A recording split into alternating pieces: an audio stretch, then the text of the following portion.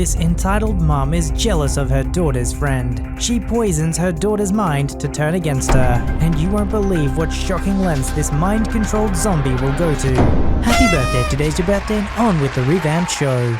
So, as a backstory, to defend my mum's hasty decisions with the douchebag, my mother has not had very good luck with men. When she was young, she was engaged to a man who turned out to be both physically and emotionally bad. Then my dad left her in a pretty nasty way when me and my sister were both still under 3. They have since reconciled for our sake, and he has tried to make up for leaving by being a good as dad possible and taking care of us whenever she needs him to. But there was simply no way they could ever get back together.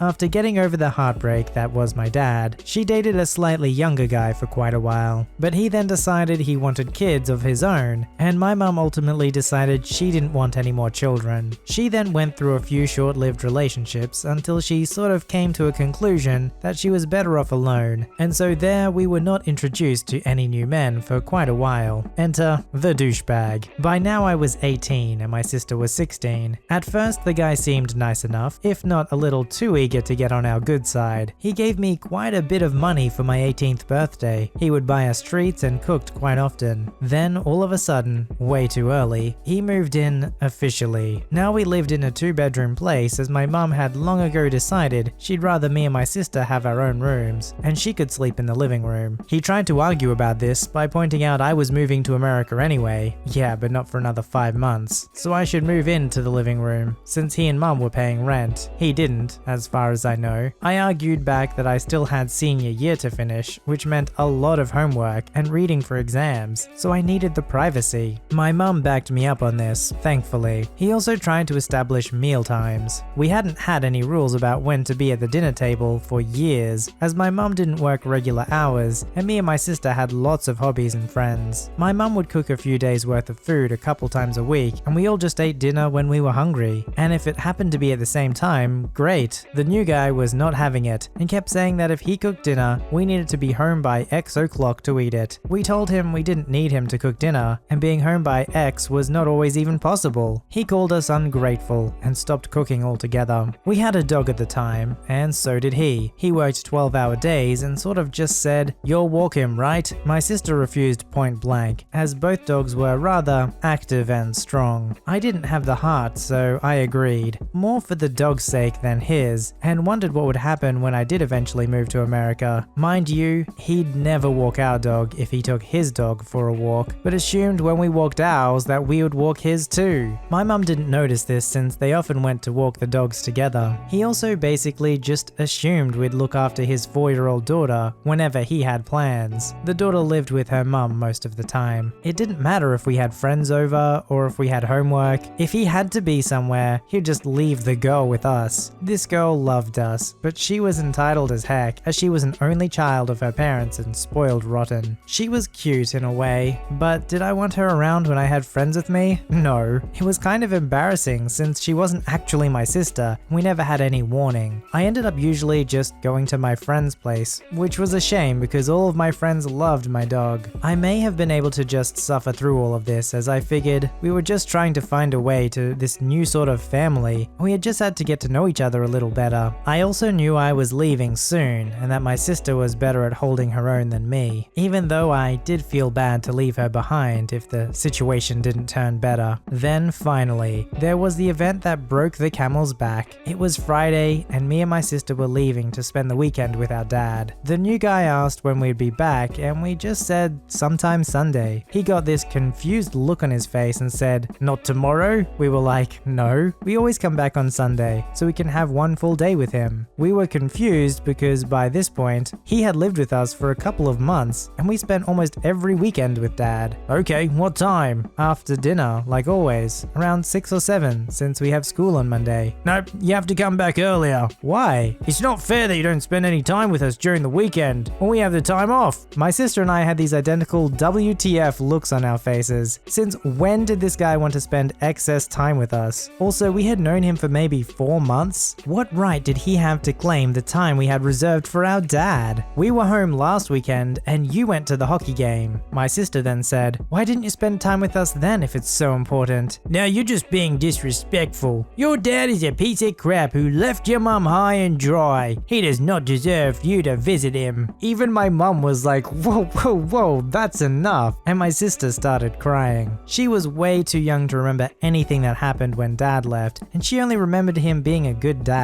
Don't you defend him, the guy yelled at mum, who said, I'm not, but he's their dad, and whatever problems we have or had do not involve them. They are allowed to see him, and he's allowed to see them. He was not the best partner, but he is a good dad. And then she told us to go, and she'd handle it. He moved out a week later, and my mum acknowledged that the relationship had went from dating to serious too fast. Most likely because she was happy to find a decent guy who was okay that she already had children. Turned out that he had invited some friends over that weekend and basically wanted to introduce us as his new, happy family, as he was the only one of his friends who didn't have a nuclear family. My mum blew up on him because my daughters are not your props and kicked him out. Good thing he had never officially signed any papers that declared him as a tenant. You know, most of these stories involve a single mum using her kids for some sort of entitlement. I've never heard it the other way around where somebody will use the mum and her single kids as the prop themselves. And for what reason? Just to make yourself look good in front of your friends? I'm pretty sure they'll see through that pretty quickly. And you've only known them for 4 months. It's not like you've fathered them for all those 18 years. So even if they had a really good opinion of the kids, it's not been because of you.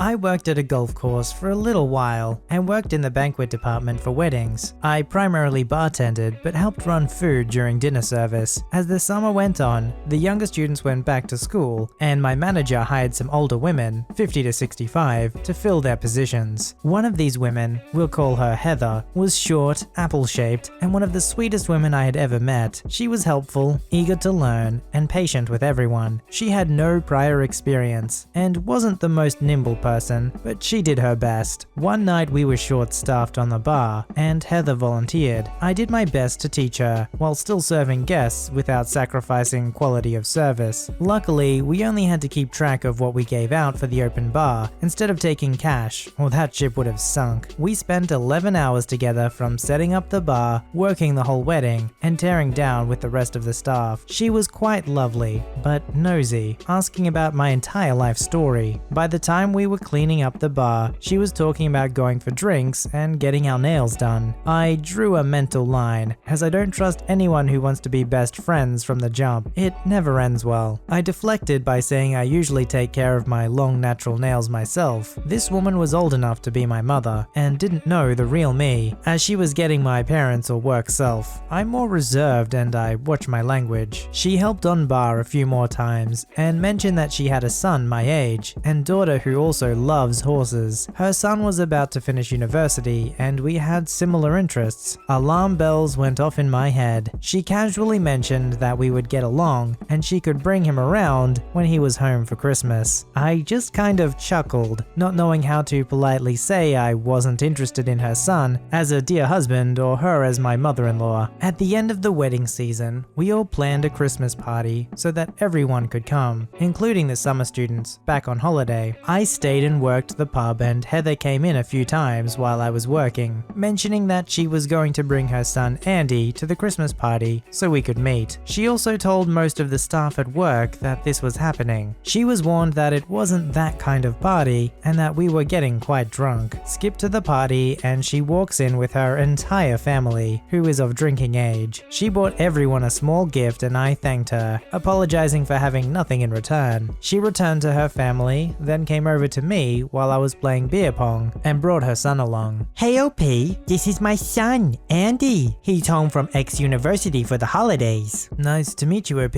My mom told me she really likes working with you. Yeah, we've worked some pretty crazy events together. I think he could sense my discomfort and lack of interest, because he nodded and they watched us play for a few tosses. I didn't ask him any questions and neither of them pressed me again. I think Heather has always been pushy and he was misled to think I was more interested. Not my fault, not my problem. They ended up leaving because Heather's brother-in-law was too drunk. I wasn't joking when I said that she brought everyone. I had to work breakfast the last Sunday before Christmas, 2 days after the party, and guess who came for breakfast? Andy, Heather, her husband, and brother-in-law came in while it was quiet, so I had no choice but to talk to them. I was so uncomfortable that I made the excuse that I had to do side work in the back. Seeing as she worked there too, Heather came into the back to say hi to the cook, and no doubt check if I was actually doing side work. I was filling sauces because it was an excuse, not a lie. We closed for the Christmas break, and I got a new job in the new year. I still have her on the book of faces, and she occasionally tags me in something. I just ignore it now. I saw all the flags and stayed away. So she's my almost just no mother-in-law. Do you know what's terrifying is what if Andy was like a really nice guy, but then you'd have to kind of package deal get this mother-in-law? Man, that would be a hard choice. Let me know in the comments below if your partner's like the nicest person in the world, but they just have crazy parents, and you're just fearing like, oh man, am I stuck with this for the rest of my life? What do I do?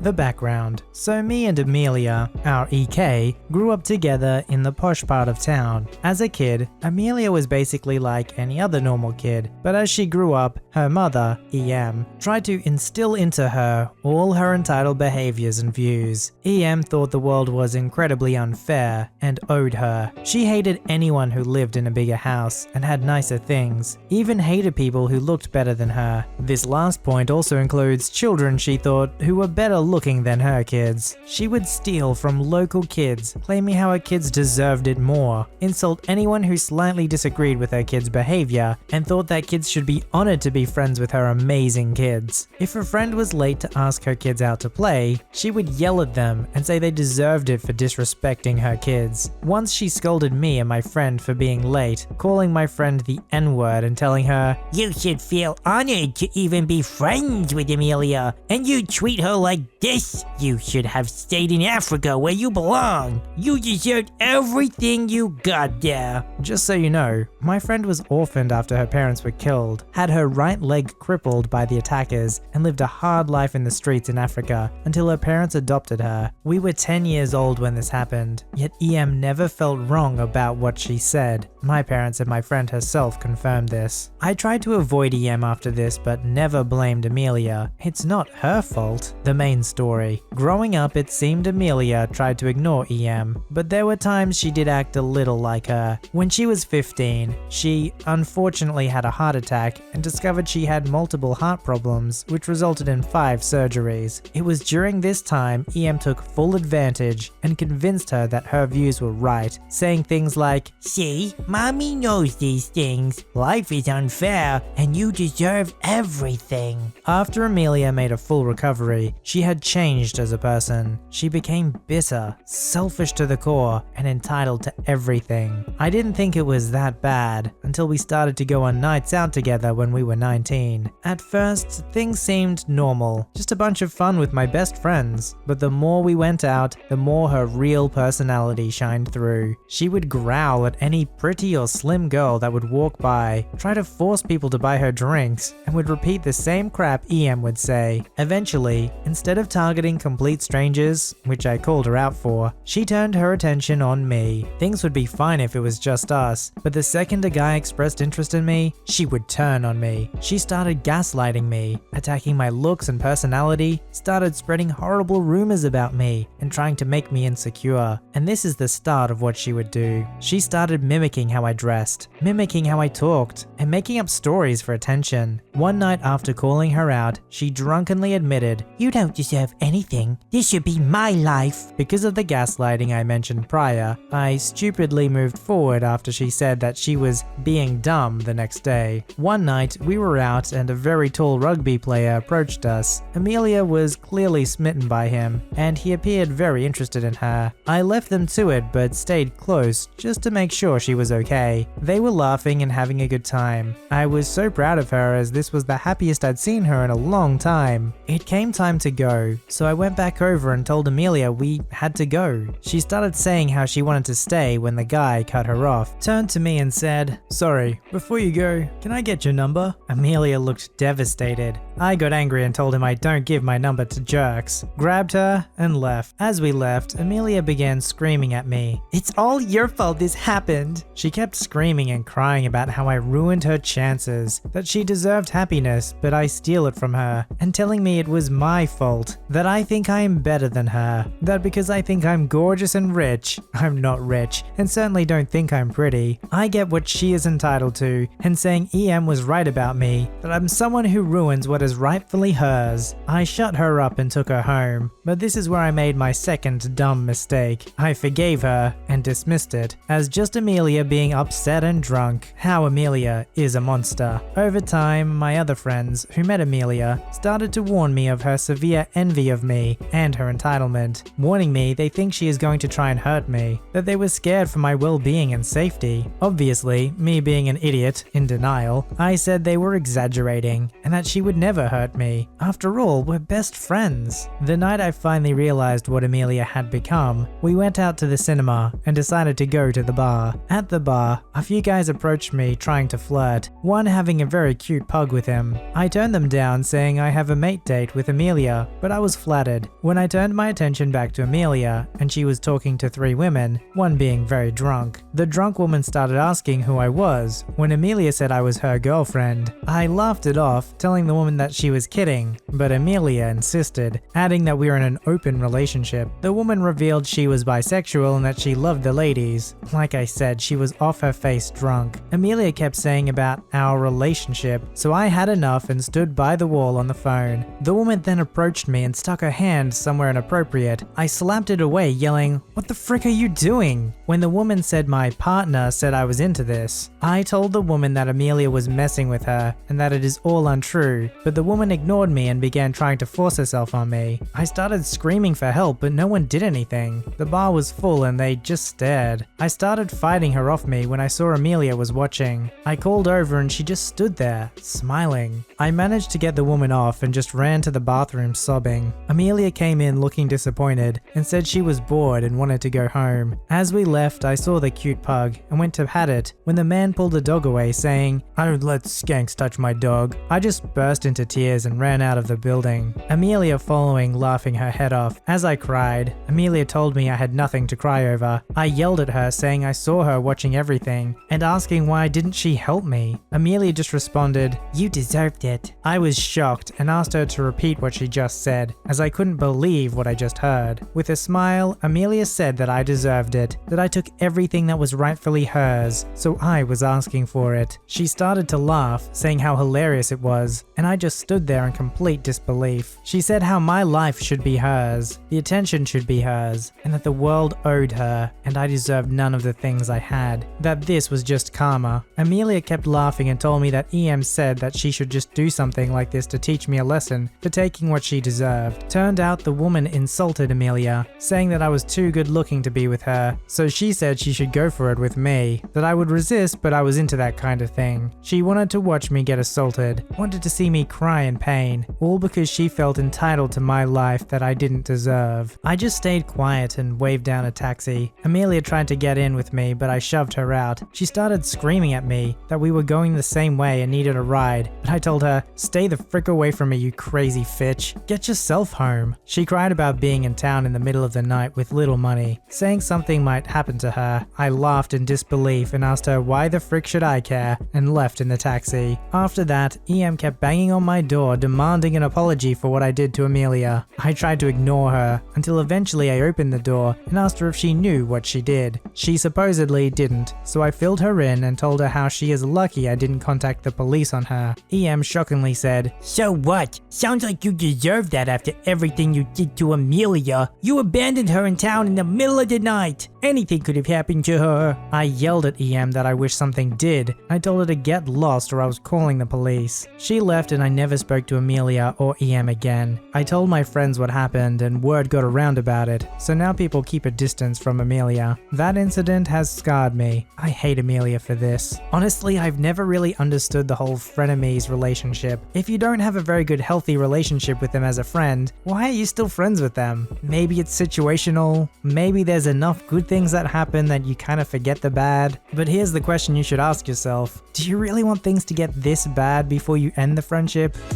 Submit your story to be read on the channel at VoiceyHereStories@gmail.com and join our Voicey veteran community at r/VoiceyHere. Don't forget to like, subscribe, and hit that bell to never miss an episode. Alright, Voicey veterans, I'll see you in the next one.